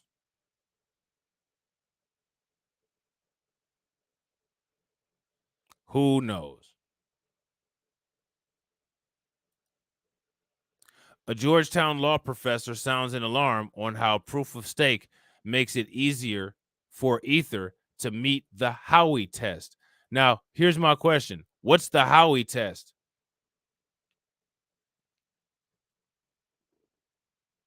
Anybody know what the Howey test is?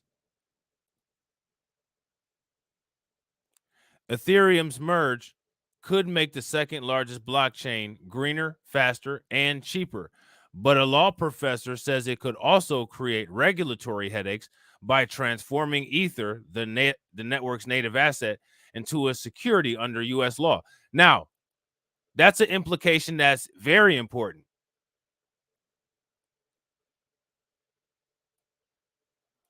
What would that do to the price?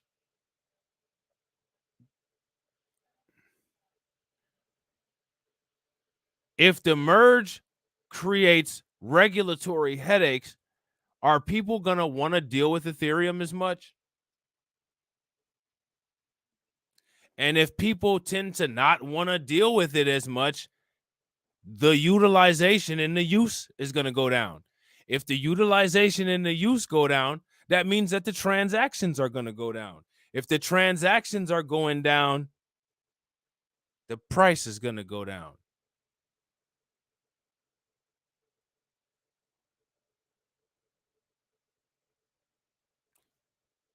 That's something we should pay attention to. After the merge, there will be a strong case that Ethereum will be a security. The token in any proof of stake system is likely to be a security, tweeted Georgetown law professor Adam Levitin on July 23rd. Now, that all sounds good. I'm just going to declare this. Okay, well, we need to know what it is about a proof of stake system, why this guy is saying that the token in any proof of stake system is likely to be a security. Why would he say that? What's his reasoning behind that? You just can't say something like that and then we all rally behind it and say, yeah, sure, you're right. This is not how that works. If Levitin is right, and more importantly, if the U.S. Securities and Exchange Commission, the SEC, shares his view, exchanges that list Ethereum, and that would be nearly all of them, would be subject to more onerous regulatory environments. Like the Bitcoin cryptocurrency, Ether has until now been treated as a commodity outside the SEC's jurisdiction. So again, I told you guys this, cryptocurrency are commodities. They're even regulated like that.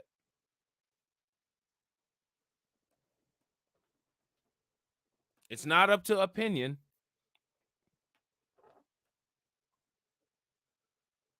There's people that have strong opinions about this stuff, but the opinions don't matter. Most chatter in the Ethereum ecosystem has concerned technical aspects of a post-merge or proof-of-stake network rather than such legal questions. Go Early, a software update expected to take place on Wednesday, is the final test before the second largest blockchain fully transitions from the more energy-intensive proof of work to proof of stake. The switch is expected to be complete by October, and we all know now it's going to be complete by mid-September.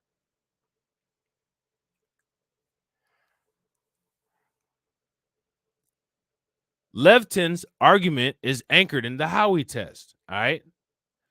A Howey test is detailed in the 1946 U.S. Supreme Court ruling, and it's often used to determine whether an asset is a security. To fully appreciate Levitin's perspective, it's important to understand how Howey and the concept of staking in a proof of stake system works. Proof of stake is a consensus mechanism that allows all nodes on a blockchain to agree on the state of a network. It requires nodes, called validators, to propose and validate new blocks. Validators must pony up capital for a chance to participate in this process, whereas proof of work mechanism the Ethereum is replacing requires mining nodes to extend energy as they complete or find or mine the next block. This investment of capital is called staking. All right. And we've talked about this before. When I used to just do Tales from the Cryptocurrency on the original Blacklight Revelations channel, we talked about this.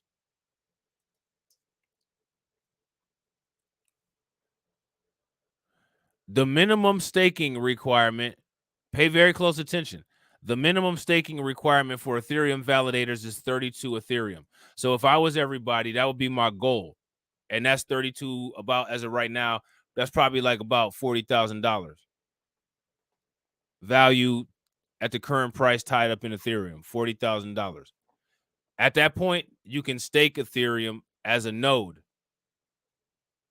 and get a constant inflow of income from Ethereum network validation. You want to get your investments to where they're paying you.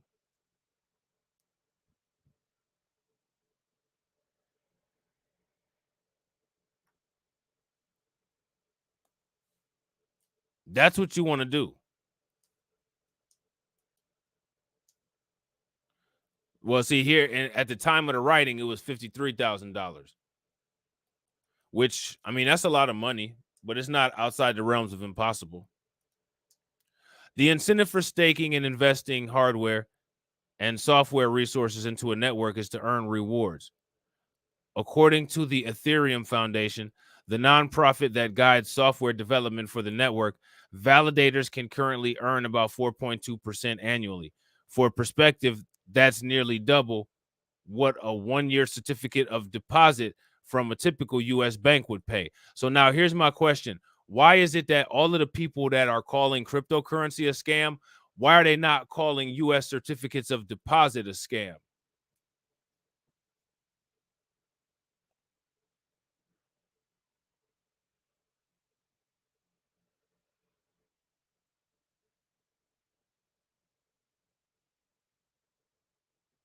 Because I guarantee you that there's more people in the bond market than there are in the crypto market. So what is their agenda against cryptocurrency that they would call cryptocurrency a scam while bypassing the nature of scamming that goes on with the US dollar?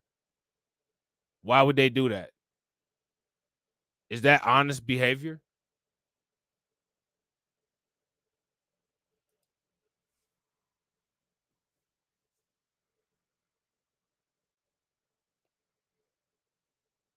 You guys remember when I told you the staking reward for Algo is like 5.75%? Where are you going to find some rates at? There used to be what was called an orange checking account by this company called ING, who's a financial organization, and they offered deposit services like checking and savings accounts. At the time, which it was about 2002, if I'm not mistaken, they had what was called the orange checking account, and the orange checking account had an interest rate of 3%. That was a good interest rate, especially back then. It's still not bad, but it was significantly the highest one.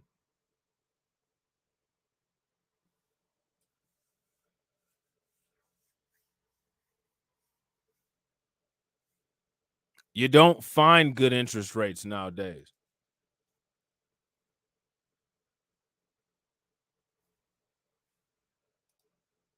So now here it says validators are randomly chosen and proposed to validate blocks.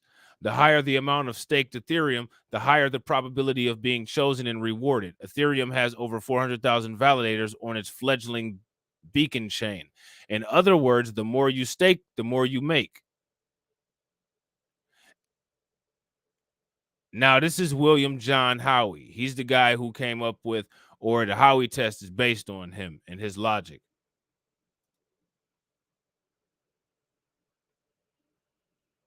Okay. So now this is a really long article. And I mean, we could read all of it. Probably not worth it. You recently tweeted, quote, something no one is talking about after the merge, that there's a strong case, there will be a strong case that Ether will be a security. The token in any proof of stake system is likely to be a security. Can you explain what you mean and why do you scare the world with that? Okay, so first let's start from the big picture here. There's a general question with any kind of crypto about whether it's a security, and a lot of crypto enthusiasts have argued that the traditional tests for what constitutes a security are simply inapplicable to crypto, that crypto is somehow different. To my ears as a law professor, that sounds a little like the Spinal Tap, these go to 11 argument, right? Because the test for what is a security, it's been around since 1946. It's called the Howey test. It comes from a Supreme Court case, and it's an economic realities test. It doesn't care about the particulars of technology. Instead, it's looking at the sort of four elements. Is there an investment of money? Is it an investment in a common enterprise? Is there an expectation of profits? And are those profits to be produced primarily from the efforts of others?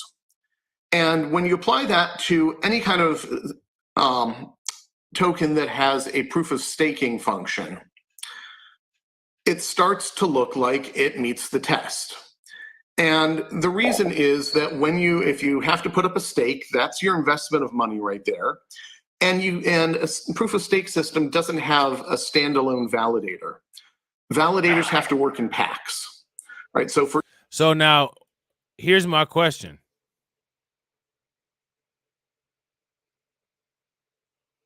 If we're dealing with a racial wealth gap and there's money to be made by mining and staking cryptocurrency, and again, you guys recall what I said about the whole B1 to B1 commerce.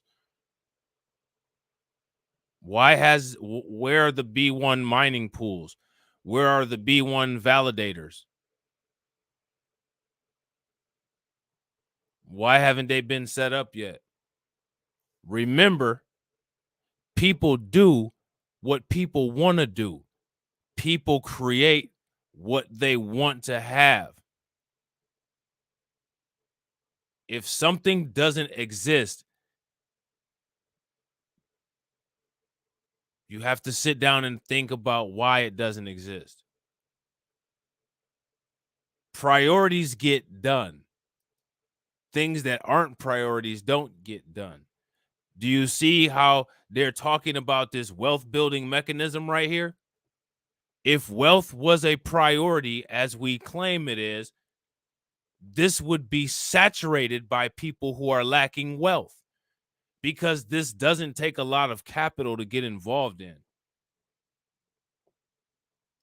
They have mining pools.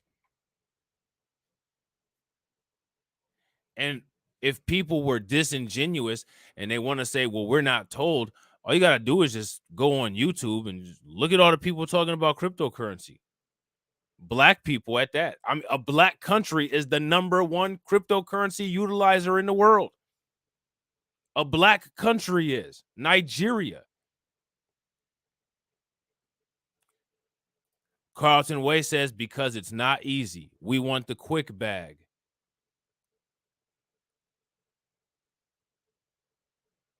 The quick bag is usually the quicksand. So since that's what people are going for, and that's what people get, y'all already know what the question is. Answer it. For Ether, you're going to have a pack of 128 validators working together. And those are randomly assigned people. So there's basically zero chance it's going to be 120, that one person serves as all 128 at the same time. And you're expecting to get rewards from that. And those rewards are coming primarily from the efforts of the other 127 in the pack, not from you. And I think if you take a literal application of the Howey test, it starts to look like when the staking makes it a security, and then anytime those securities get sold to anyone else, and you don't know exactly where the Ether you're buying is coming from, you're buying a security. Now, whether the SEC does anything with this is a totally different question. And it's part of the bigger question about what the SEC is going to do with crypto in general. But there's, I think, a reasonable kind of first glance case that after the merge, you're looking at a system where you have a security. Yeah, this is a really interesting thesis. I mean, what's interesting is I believe that Gary Gensler has suggested in the past that ETH was a security for different reasons, right? I think he's kind of insinuated that, or maybe said it directly. So, okay, if this happens, right, and obviously this is a big if, and I'm sure there are a lot of ETH enthusiasts out there who would, vehemently deny that this will happen. But if this happens, what does it look like? I mean, if ETH is designated as security, like that's a big deal, right? So what does that mean? I mean, how would that play out in practice? Okay, so that would be a huge deal, except the designated as a security is the issue. The SEC doesn't go around and designate things as securities. Rather, the way it works is something is either a security or it isn't. And if it is one and you are doing a sale without either registering it or qualifying for a registration exemption, then that is your legal violation right there. Whether it gets enforced is a separate question, right? The SEC has quite finite enforcement resources. As much as the crypto world thinks that it's this big bad bugbear, it actually doesn't do that much. Its enforcement resources are quite limited. And but this leaves a lingering question. And where I think this really matters is with exchanges. So, in the DeFi world, no one's going to care because in the DeFi world, there's the thought that enforcement is basically impossible. You'll never catch us. And so what do we have to worry about? But for centralized exchanges, there's a real issue. Right? They have compliance personnel, and those compliance personnel, their job is to worry. Right? They are the people who are supposed to bring umbrellas to the picture, and they're going to have to ask the question about, well, is this a security now? And they have a tremendous competitive pressure that's pushing them to find the answer to be no, or just to be ignored. Because once one exchange is listing something, then every other exchange feels it needs to keep up, because exchanges work as they have network effects. They need to have a large body of customers, and the way you attract a large body of customers at the margin is by offering more products. So there's this competitive pressure to start listing every possible thing, even if it's pretty clearly a security. And there are certainly things that I think are even more clearly securities than Ethereum will be after the merge. But that's where the rub will be. And if the SEC wants to try and force exchanges to come into the regulatory system and start registering as securities exchanges, this gives them, I think, the strongest lever they possibly have. Because if you take a random coin, like the ones that the SEC alleged were the center of insider trading violations at Coinbase, right? AMP, for example. That's not a particularly widely traded coin. If Coinbase has to, it will delist it, right? And it's no big deal. It's not going to be essential to Coinbase's business model. Ethereum's a different story, right? And an exchange that doesn't list Ethereum isn't going to be in business. So this gives the SEC a really potent lever to try and push exchanges to start registering as securities exchanges. And if they do that, it fundamentally changes the exchange business model, because the exchanges right now wear three different hats. They're brokers, they are exchanges, and they're clearing houses. And if they have to register as exchanges with the SEC, they're probably going to have to divest those different lines of business, because there are just too many conflicts of interest when you're wearing all three hats. And that will have enormous effects on the centralized exchange world. It may push a lot of stuff into DeFi, or it may just mean that, especially for ma investors who like the easy kind of tech interface of centralized financial institutions, that you're going to just have very different business models going forward. Yes, but Adam, you're talking about these business models in the context of what you think the SEC's power is over exchanges without the interference of Congress.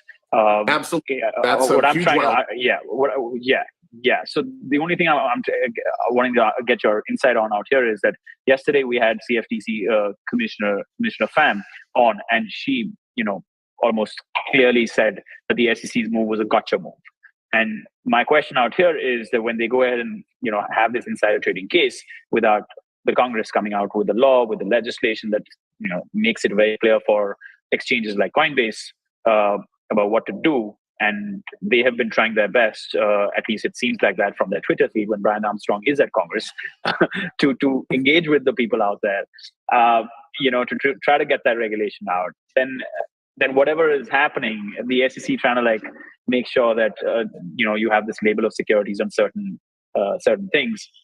In the way that they're doing it, is that fair? Is that democratic? Is that constitutional? Sure. Certainly what they're doing, I think, is, there's no question on the constitutionality point. Is it fair and democratic, right? That's a broader issue just about how regulatory agencies work in the United States. The Constitution doesn't mention anything about regulatory agencies, but we've been living with them for, over a century. It's not. So that's interesting and true.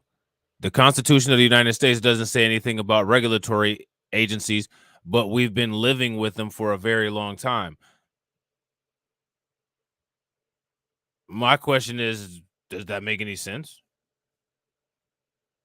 What do you guys think about that? That's actually a really good point. And in my opinion, it exploits and it shows a lot of the contradictions that make up the United States. It shows a lot of the contradictions.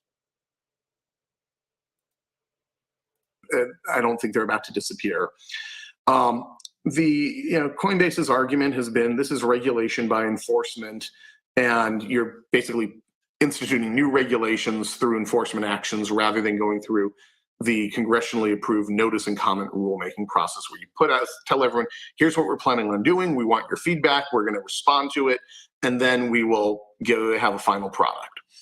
I don't think that's a fair characterization of what the SEC is doing. The SEC is applying a well-established definition of security. They're not changing what the definition of security is. It's a question of application.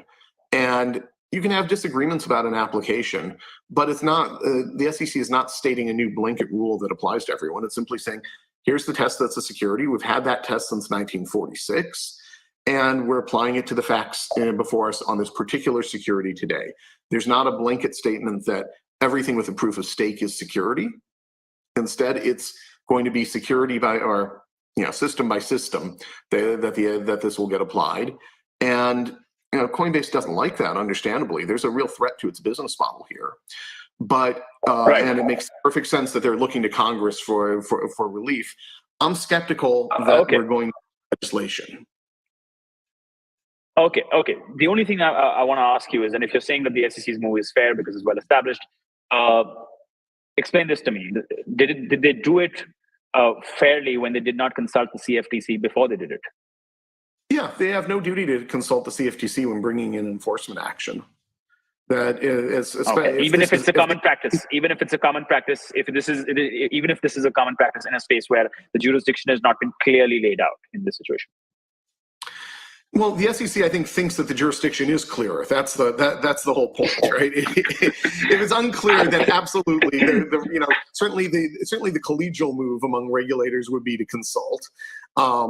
Consultation doesn't mean that you have to agree with them, right? You can give them hey, here's a heads up. Here's what we're thinking of doing, and you can hear what they have to say and disregard it. But if the SEC thinks this is clearly a security, then the question is, why would they consult with the CFTC? It's not the CFTC's lane if it's a security. So there's that. So now, if this does end up happening and they do begin to start to see Ethereum as a security, it's going to change a lot of things. It's going to complicate a lot of things. And another implication that people may not really be taking into consideration is there's going to be privacy considerations.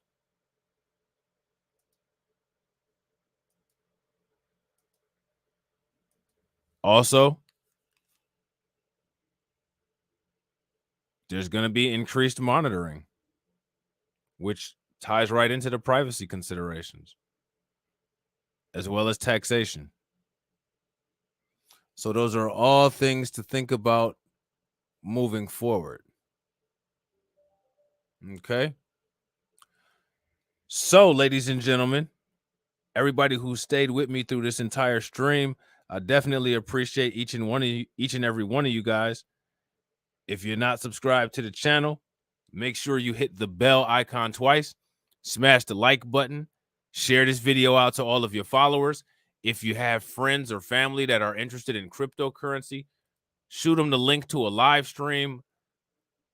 Let them know. Let them check out the content, see if they like it. And I will catch you all on the next video. All right? Peace.